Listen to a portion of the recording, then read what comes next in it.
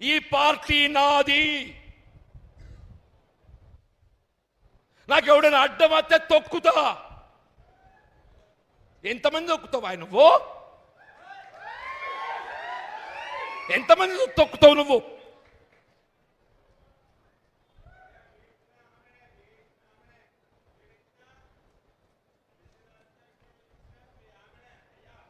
ఇవ్వాలే చెప్తున్నా నేను.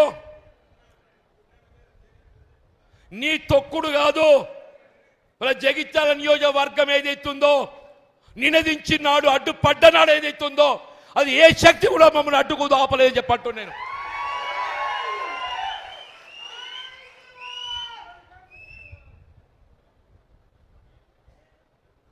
దయచేసి కార్యకర్తలు గౌరవించడం నేర్చుకో.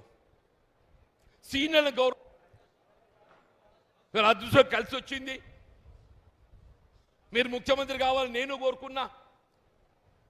రేవంత్ రెడ్డి గారు ముఖ్యమంత్రి కావాలని నేను కోరుకున్నా. ఆయన ముఖ్యమంత్రి ఎంపిక సమయంలో భిన్నాభిప్రాయం వ్యక్తం చేస్తే నేను ఆ భిన్నాభిప్రాయం వ్యక్తం చేసిన వారితో మాట్లాడి, ఈ సమయం కాదు,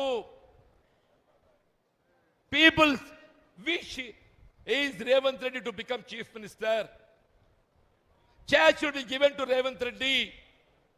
ఆయన ముఖ్యమంత్రి కావాలని కోరుకున్న వాళ్ళలో నేను ఒకరిని చెప్పంటున్నాను. దాని పర్యవసానం ఏదైతుందో, ఇలా కాంగ్రెస్ నాయకులను తొక్కుతా, కార్యకర్తలను తొక్కుతా, నాకెవడు అడుగులకు మడుగులు ఒత్తుతే వాందే రాజ్యం. దయచేసి ఏదైతున్నదో, మరి క్లిష్ట సమయం ఇది. నాకైతే నా జీవిత చివరి పోరాటమే, నా జీవిత చివరి పోరాటం. ఇంతకాలం నాకు తోడు నిలిచిండ్రు, 4 దశాబ్దాలు నాకు తోడు నిలిచిండ్రు.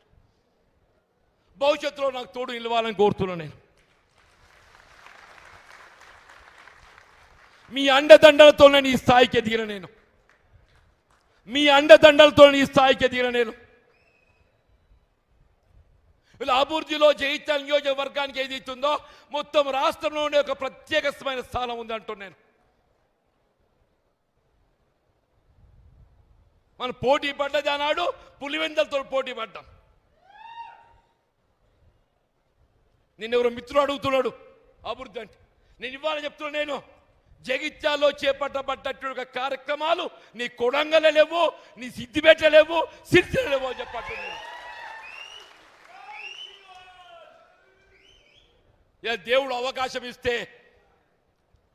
తెలంగాణ రాష్ట్రమే కాదు, జాతీయ స్థాయిలో జగిత్యాల గుర్తింపచ్చే విధంగా దీన్ని అభివృద్ధి చేయడం సంకల్పం చెప్పండి.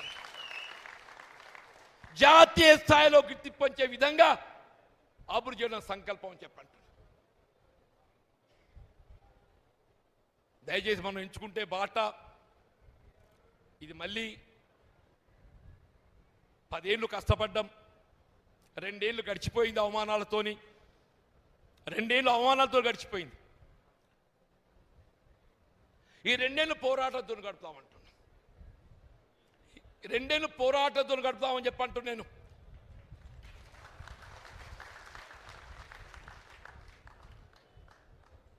మన లక్ష్యం ధర్మం, ధర్మ పోరాటం. మనకి ధర్మ పోరాటం చెప్పండి, న్యాయం కోసం పోరాటం చేస్తాం, మన హక్కులకు పోరాటం చేస్తామని చెప్పంటున్నా. ఆ హక్కుల సాధన కొరకు నా భుజం తట్టి నాకు అండగా నిలవాలని కోరుతున్నా సవినయంగా.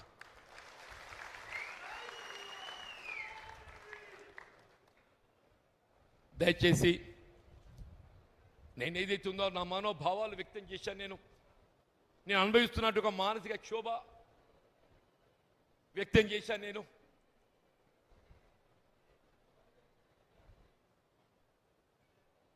నేను పార్టీ వీడడం అనేది నాటువంటి బాధాకరం చెప్తున్నా. నేను స్క్రీన్ గీసుకొని ముఖ్యమంత్రి కావాలని చెప్పి కాంగ్రెస్ పార్టీలోకి రాలేదు. కొద్దిమంది ఏదైతున్నదో స్క్రీన్ గీసుకొని ముఖ్యమంత్రి కావాలని పార్టీలోకి వచ్చిన వాళ్ళు ఉన్నారు.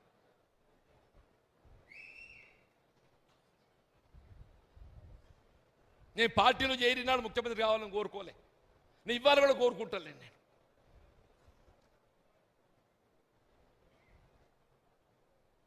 మీరు ఏ స్క్రీన్ తీసుకొని తొక్కుకుంటా ముఖ్యమంత్రి అయినరో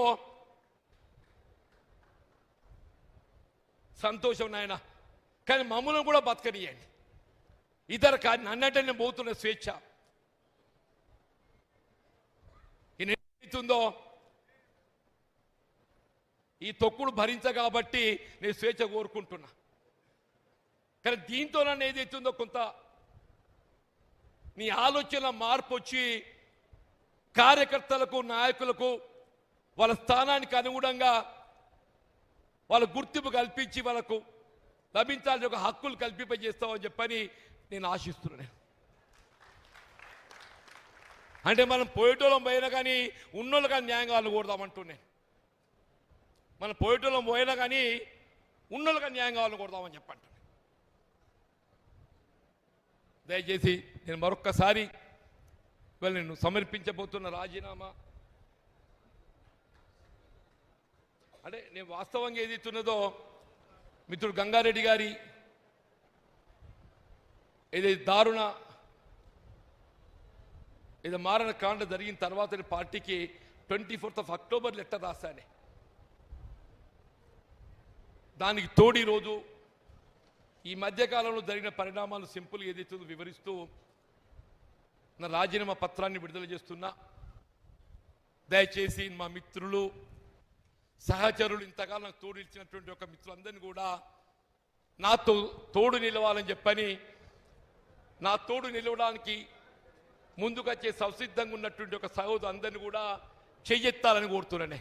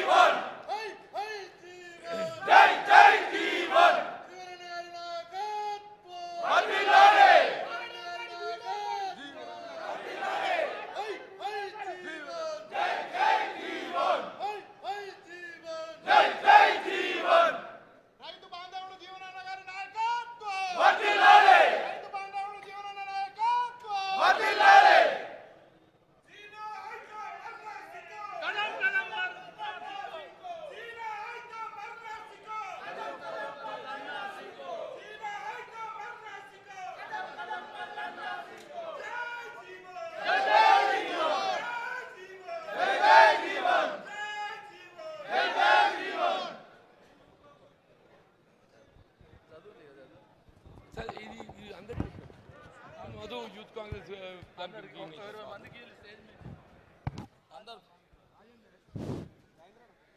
రాజేందర్ పైకి రావాయా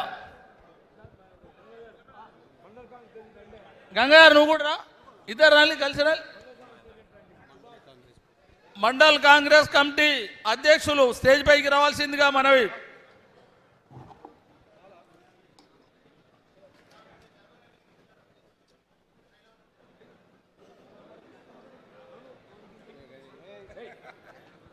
దూరం దూరం దూరం వస్తుంది వస్తుంది.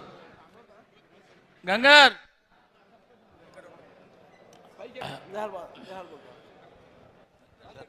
बोलो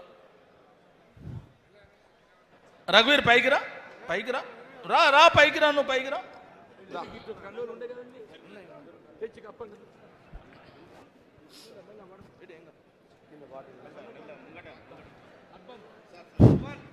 सुभाष सुभाष సుభాష్